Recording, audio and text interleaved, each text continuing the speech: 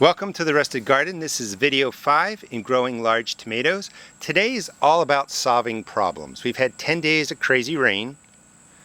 Diseases are coming into my area, the leaf spot, early blight. But I'm also getting squirrels, birds. I'm going to talk about blossom end rot. How do you treat that? I'm going to show you calcium nitrate, what that is, how you use it. I sell that at my seed shop, and really go over how do you manage problems that come, because I'm having a lot of tomatoes that are ripening, but I've had problems where squirrels come and steal the fruit, birds come in and peck them, so we'll cover how do you take care of all of that. Let's start with the red beefsteak tomato that I'm challenging Callie Kim to over on the West Coast to see who can grow the largest red beefsteak. We're both growing the same plant. I started mine from seed, she started hers from transplants, but the original goal was to do an August 1st weigh-in. Today is August 6th, and what we found is we just had the timing wrong. So maybe next year we'll do a range, like a mid-August weigh-in for whatever tomato we have that's ripe and ready to go. So we're going to do a final weigh-in on August 21st. I decided not to remove tomatoes from my plant. If you do that, you can concentrate the energy into fewer tomatoes and get larger tomatoes. I decided to really let them all grow. There's 19 tomatoes on there, and just see how much I can get off of there. And she's trying a different strategy. So let me just show you what I have growing. These are a red beefsteak. This is a Chef's Choice All-American Selections winner, red. That's a Chef's Choice Green, another All-America Selections winner. Chef's Choice Yellow. So if you've had lots of rain or you've been away, first thing you want to do is come and remove the leaves that are problematic. Get your sprays down. We're not going to cover spraying today. I've done that in other videos. This is a currant type tomato. It's a Candyland, another All-America Selections winner. And you can see down at the bottom, with all this rain, lots of cracking. Nothing you can do about it. You're not doing anything wrong. We were getting 1 to 2 inches of rain on some days and even on consecutive days. This is a Valentine. A nice grape tomato coming around this side. That is a 1994 All-America Selections winner. And that's a big beef. And there is no cracking on there. That really did well with all this crazy rain. I've had other fruit that cracked, but that's going to happen. And this is a midnight snack. Just a beautiful indigo type tomato. Now let's start with blossom end rot. Blossom end rot, I don't have it on my plants luckily. That's when the bottom where the blossom is of your tomato turns brown and it looks awful. It's really a dark brown.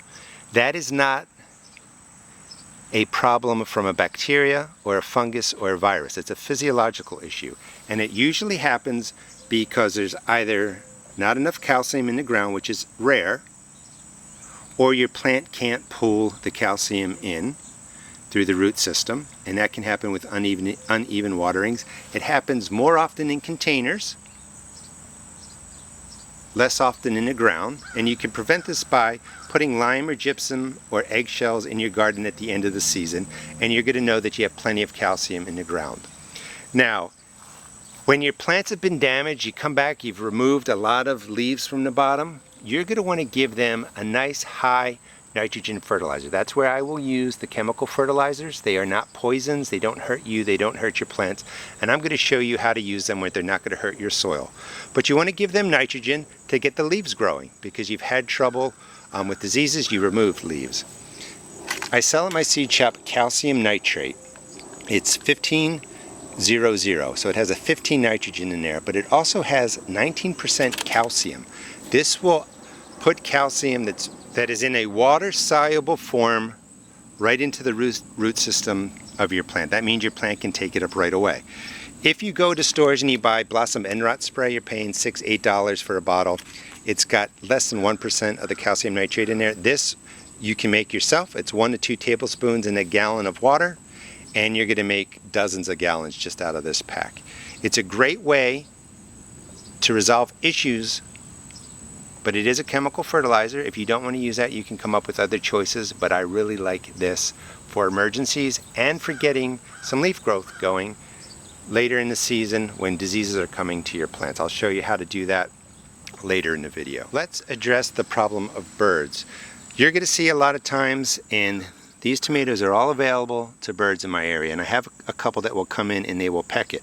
And they just put a mark in there. Sometimes it's a slash, and you're like, you know, what happened to my tomato?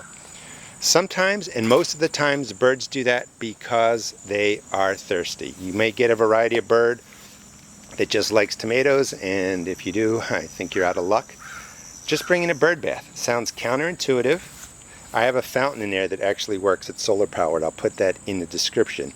But a fountain will help also attract dragonflies. I'll get to that in a second. So a bird bath gives a place for birds to drink, and they will leave your tomatoes alone, or well, at least it will reduce the damage. And I put this right in the center of my garden. I have another one up on the hill by the bird feeder. So water your birds, or I should say, give water to the birds, and they'll thank you for it by not pecking your tomatoes. Now, dragonflies will actually consume 80% of their body weight in insects. They're going to come in, they're going to eat different insects that are really typically not good for your garden. You can attract them by using a fountain. They're attracted to the sound of water. Give them the place to land. And I've also built a dragonfly perch. Just put in different sticks for the dragonflies to land. They like to sit above the garden. They have amazing eyesight, and from there they will just look around and they will go after harmful insects. So the bird bath will help give water to birds so they leave your tomatoes alone, and it can also bring in dragonflies. All right, let's get to the setup of the squirrel cage, then we'll get to the calcium nitrate spray, and I will also show you the complete harvest of all the tomatoes coming off of these plants. So squirrels can be a problem because they actually like tomatoes, and if you have a couple in your area that are living off the tomatoes, or maybe there's not another food source available, they may come to your tomatoes, and they will take them off your vine, they will chew them, and they will damage them. And the only thing you can really do is trap and release them. So I'll show you how this cage works. I wanted to show you all the tomatoes that during this rain, all on the bottom, they've all cracked. Cracking tomatoes is a physiological issue that just comes from crazy rain coming down while the tomatoes are ripe and finishing ripening, and they just bring in too much water and they crack, and you can't do anything about it. You didn't do anything wrong, but it's sad to lose all those tomatoes, and when it rains, it rains.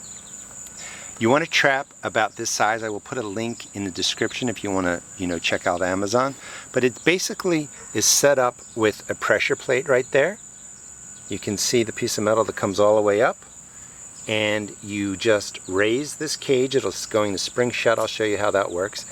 And you raise it up and you put this little hook right there so that it just holds up this trap door. And in the container, you can put your bait or whatever you want to attract the squirrel in there, and they tend to love birdseed. So once this is set up, put it by your bird feeder. Try and put it away from your garden, but you can put it, to wherever they go. And when they come into the cage, they're going to step on this plate, and you push it down, and it just closes shut just like that. And it will work. You have to relocate a squirrel about 3 miles away from where you're at. You don't want them coming back.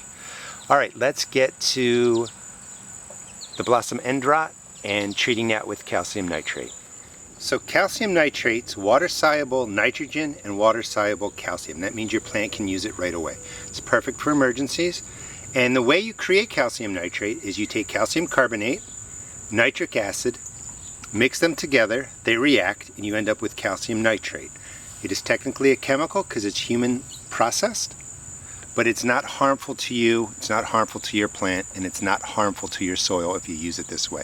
The chemical fertilizers really have a bad rap because they will harm your soil if you use and abuse them day after day after day after day, and that's all you use, and none of us do that. So if you really have a nice balanced approach to gardening, you have compost, you have worm castings, you put in organic matter, and you occasionally use the chemical types, you'll have no problems. So it's 1 to 2 tablespoons per gallon of water. You could do this once a month, especially in container gardens. That will stop blossom end rot from happening. Once you have it mixed up, you don't have to do anything crazy. A nice soaking like that will get the leaves growing, and you've put in water-soluble calcium into the ground for your tomato plants. And you could do that once a month when you've got tomatoes to size. That's usually when the tomatoes start to form. That's usually when blossom end rot starts coming into your garden. All right, let me also show you what early blight looks like. Over here are some tomatoes that I'm growing for 1 to 2 pound size. This is a mortgage lifter, and in fact, I'm going to remove that. That's one way to concentrate resources to a couple of tomatoes to get record-sized tomatoes, and I'm going to remove that one. This is early blight, and you can tell that you have early blight from the brown circle right above my thumb, and these are concentric brown rings that form that circle there, and then the outer area around the brown circle, the yellow halo, that is a sign that you usually have early blight. And you can take care of this by removing the leaves, by using sprays, and generally just pruning and maintaining your tomatoes. In my area, the whole goal is to manage these diseases so that the plants continue to grow. That's why I'm giving them the nitrogen right now, so they get some more green leaves, and just let the tomatoes outpace the disease so you get a nice big harvest. This is a delicious variety. This has set a record tomato in the past. I think there's a new variety out there that has beat it, but these tomatoes can get 3, 4, 5 pounds. And the same thing, I'm leaving 2 on there. Now as we come up, you can see during the rain many more tomatoes are up there. So I'm going to remove some of those with the goal of trying to get some nice record-sized tomatoes or 2-pounders on these plants. I'm not trying to break a record, but it's pretty cool to have like a 2-pound tomato. All right, let's get to the harvest. I want to show you everything that's coming off of here.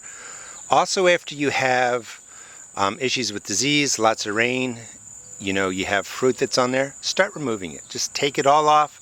Give your plants a nice nitrogen fertilizer. If you don't want to use the chemical type, go ahead, give it fish emulsion or something with a higher nitrogen. Sometimes that's harder to find in the organics. If you can't find a high nitrogen rating, go ahead and give it the water-soluble organics every week for a bit to get the leaves growing. And that's really just to get them back and in shape. All right, let's take off all the fruit. Even when you do everything right, you take care of your plants, sometimes you can get crazy weather and you end up losing a lot to disease, to cracking. You may have squirrels or birds that are going to take some of your fruit, but don't give up. Take care of the problems. Give them a nice drink of nitrogen. Get the leaves growing again. If they need to get calcium into the soil, calcium nitrate's a great way to do it. That will prevent blossom end rot. But you can see all the tomatoes that I lost to the rain and to the cracking. But once you take care of the problems, you get them growing again, your garden's going to give back to you. Hope you enjoyed the video. Please check out my seed shop at www.therustedgarden.com.